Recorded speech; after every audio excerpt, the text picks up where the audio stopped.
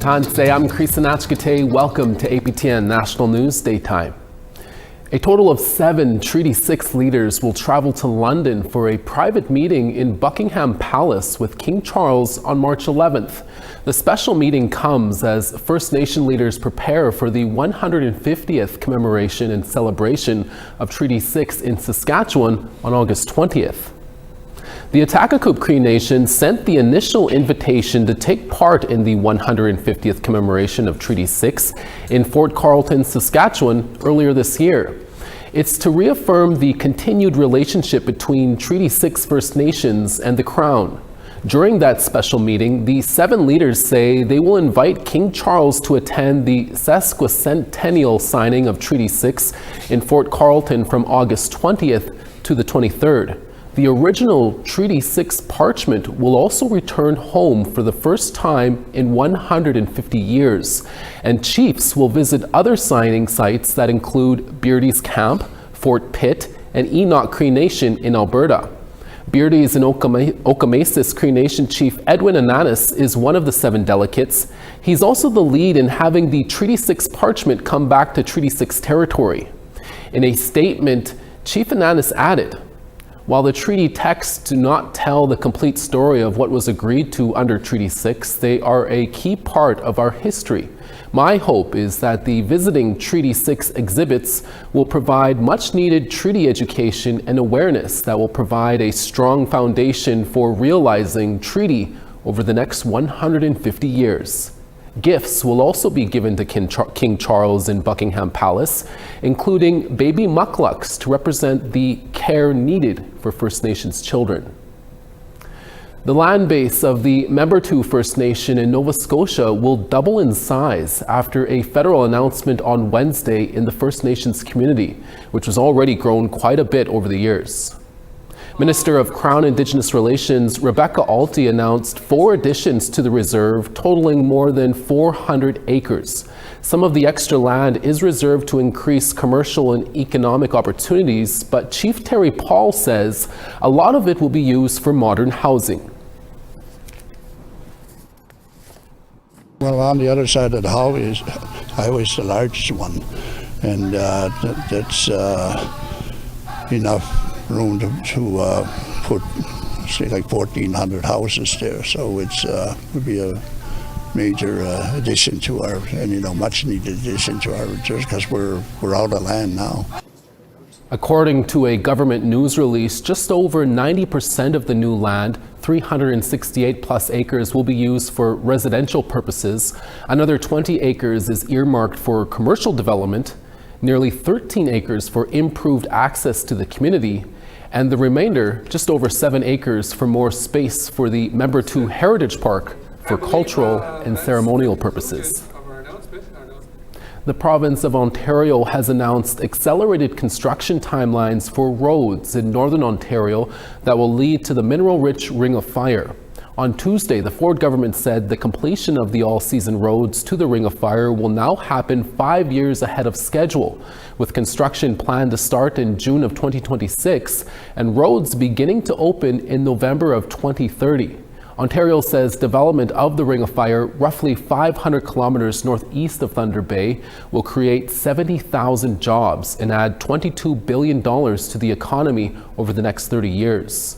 The Ford government has also signed new economic partnerships with Martin Falls First Nation and Webequie First Nation, who led environmental assessments for 2 of the roads. Under the new plan, construction on the Webequie Supply Road is scheduled to start this June. Construction on the Martin Falls Community Access Road is also set to start this August.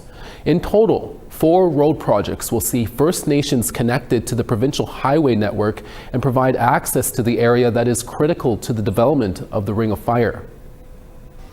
Responsible development means balancing economic opportunity for environmental stewardship and respect for Indigenous rights. Our communities have stewarded these lands for thousands of years, and our knowledge and perspectives must continue to guide how development takes place.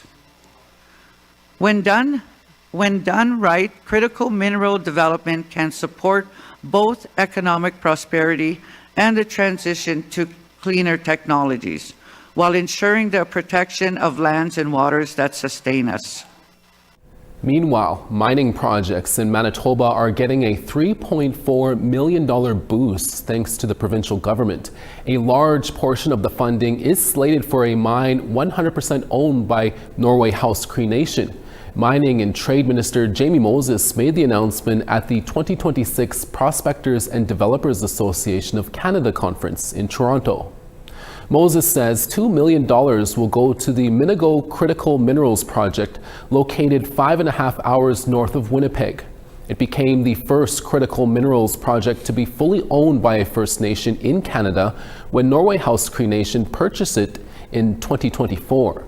The money will support developing the first phase of a processing facility for magnesium extracted from quarried dolomite limestone. Minago says Canada uses 25,000 tons of the metal each year, entirely imported from other countries. This phase is expected to create 20 permanent jobs and provide training for more than 50 First Nation workers. The limestone quarry extraction already trained 15 Norway House Cree Nation members this winter. The Port of Churchill has signed a major agreement with one of the biggest cargo shipping facilities in the world to collaborate on the port's design. The Canadian port will join forces with the Belgian port of Antwerp-Bruges on business development as well as future trade plans. While not yet a sure thing, the site in northern Manitoba is planning a multi-billion-dollar expansion as one of the projects the Liberal government has declared to be in the national interest. The Northwest Territories housing system is aging, underbuilt, climate vulnerable, and dependent on multi-government funding. That's according to a new housing needs assessment. The 176-page report uses data collected from community engagement sessions. It projects more than 2,000 new housing units are needed over the next decade. Half of those being affordable units, 600 for public housing, and 330 for market rental units. It also says 1/3 of homes across the territory need major repairs. And in small communities, 51% need significant work. The findings also show Indigenous and small communities have more mold and more overcrowding issues. Meanwhile, in Yellowknife, hundreds of families are on long wait lists for public housing. Lucy Kaptana is the territory's housing minister. Having this evidence-based approach provides them that information so they go to the table with their federal partners and say, okay, Housing and WT has done this work and the government Northwest Territories is providing this submission to Build Canada Homes, and this is the work they've done.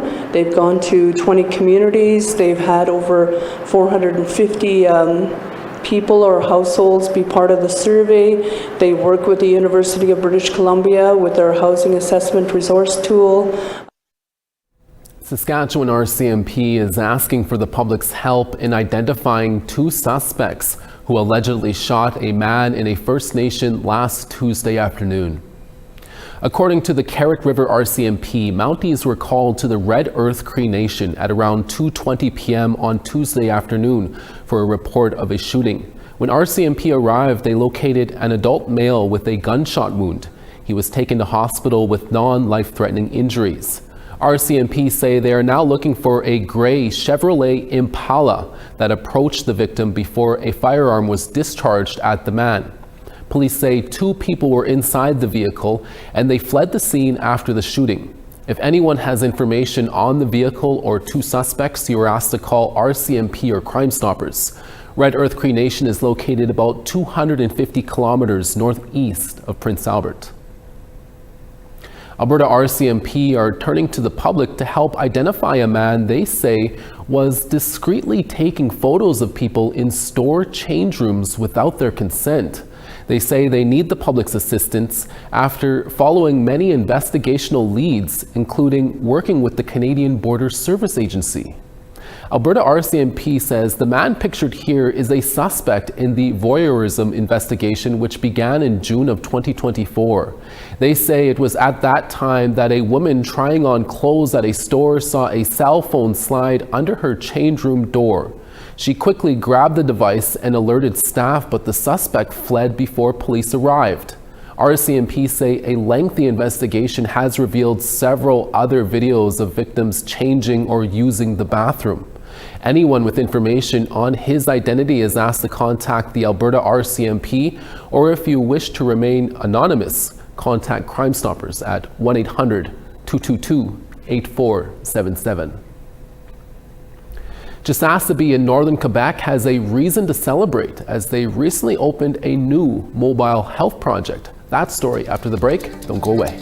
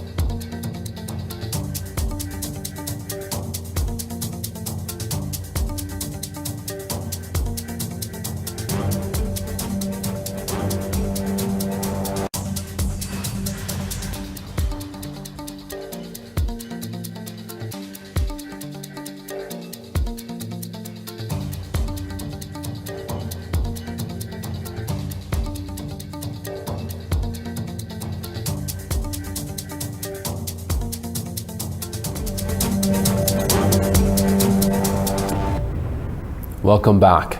After almost a decade of development, the Cree Board of Health and Social Services of James Bay and the Canadian Red Cross recently gathered in Chisasibi in northern Quebec. It was to celebrate the completion of a mobile health project. APTN's Kim Sullivan has that story. And then also, can we get on the phone for medevac? And I'm going to need more staff to come in because this is potential intubation. The Nadimachiogunk project is more than a bunch of tents. It's a mobile health unit that aims to strengthen the preparedness and response capacity of northern and isolated communities while integrating local knowledge and priorities. Our airway stuff set up.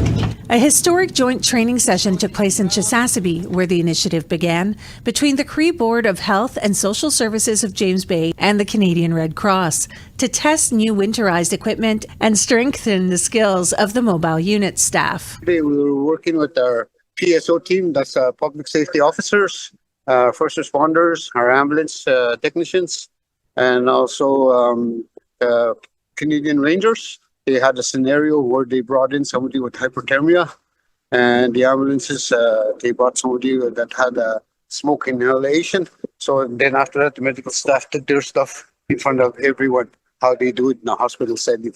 The CBH-SSJB manages and organizes health and social services in the 9 communities of the James Bay Cree territories. Blood pressure is 104 on 90. This mobile health unit is designed to provide essential health services to isolated communities in EUSC in the event of an emergency, including those occurring in extreme weather conditions. Well, the mobile health unit is a unit that we deploy during forest fires, pandemic. It could take care of infectious disease. It could take care of a disease that comes and you don't want it to go into the hospital. We can stop it before, test people before they go in. The mobile healthcare unit is the first of its kind in northern Canada and supports resilient service delivery during urgent situations. Sometimes you don't have to evacuate south. You can evacuate towards a sister community, next community, and they could be the hosts. And instead of disturbing host clinic or hospital, we would deploy this so that the community that's evacuated could use the services for their clinic of their community. Jason Kanushish adds that in addition to all this, the project demonstrates innovation and cultural integration.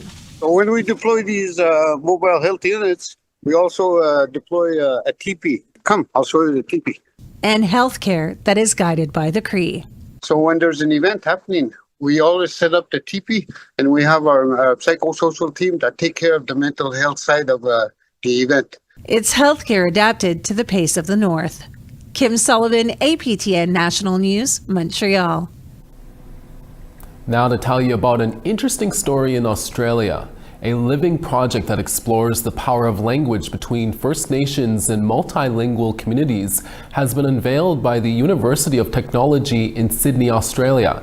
Compiled over 2 years, the library features acknowledgements of the country in 40 different languages. NITV's Phoebe McKeel-Wraith reports. Immersed in community voices.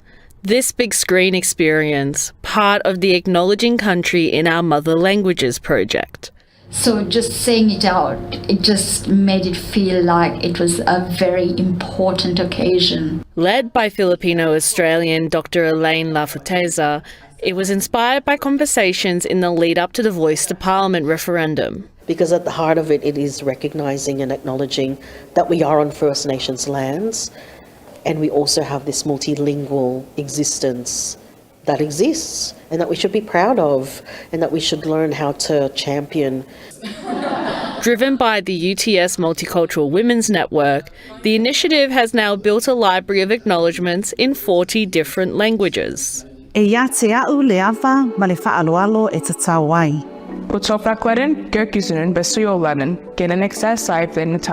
Bringing together culturally and linguistically diverse communities in solidarity with First Nations Australians. There's a lot of talk about better connecting individuals with our peoples, with First Nations, people's culture and our histories. I actually see there's an additional significant element of better understanding contemporary Australian identity. You know, we're a melting pot of cultures, and that's a beautiful thing. The project aims to amplify multilingual and First Nations voices, support reconciliation initiatives in multilingual communities, and build long-lasting resources that support cross-cultural dialogue. It's a small thing, but it's not an insignificant thing that they found a connection to this country, to First Nations people. Different languages sharing a common message, honouring the land we are on. Phoebe McKeel-Wraith, NITV News. It's Thursday, and that means Fraser Needham joins us now from Ottawa to tell us what's ahead on this week's Nation to Nation. Fraser? Coming up after the evening news, pro-separation advocates in Alberta continue to push forward with plans to hold a proposed referendum, but many First Nations are not on board, and APTN reporter Leanne Sanders is here to talk about the latest. Last week, the federal government announced new funding for Jordan's Principle, but some critics, including the Caring Society's Cindy Blackstock, say it doesn't go far enough. And friendship centres continue to struggle due to federal budget cuts last year. Sean Longboat of the Ontario Indigenous Association of Friendship Centres is here to talk about the impacts. All this and more on tonight's episode of Nation to Nation. Thanks, Fraser. We now want to tell you about this week's new web poll question. Should the federal government expedite changes to Bill S2 to address second-generation cutoff? You can answer yes or no. Go to our website at aptnnews.ca to have your say. When we come back, we'll tell you about a new book that explores the history of 2 residential schools in Canada. Stay with us.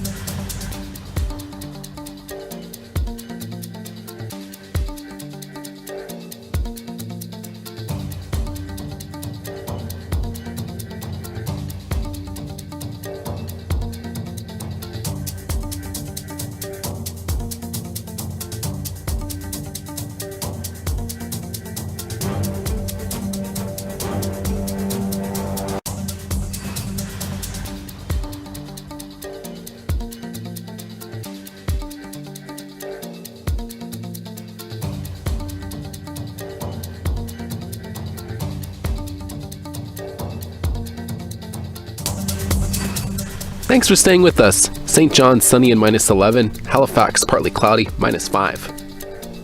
Nain -23, Cartwright -20. Quebec City -11, Montreal -7. Toronto 5, London showers and 4. Wawa -10, Thunder Bay clear skies -11. Sun's out in Thompson at -18, God's Lake -20. Gimli -13, Barons River -15. -12 in Regina, Saskatoon -11. Uranium City -21, Meadow Lake -14. +1 in Grand Prairie, Fort McMurray -10. -3 in Calgary, Lethbridge cloudy and -5. Clear skies in Vancouver at 8, Kamloops partly cloudy and 5. -10 in Dease Lake, Fort Nelson -9. -24 in Watson Lake, Dawson -28. Fort Simpson -25, Watii -27. Tuktoyaktuk -22, Paulatuk -19.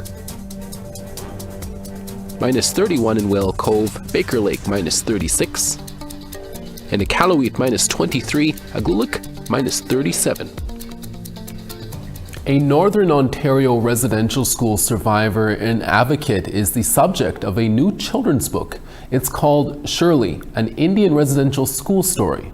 The book recounts the memories of Shirley Horn, who was forced to attend St. John's and the Shingwak Indian Residential School. The book is a collaboration between Shirley Horn and author and illustrator Joanne Robertson, both of whom live in the Sault Ste. Marie area in southern Ontario.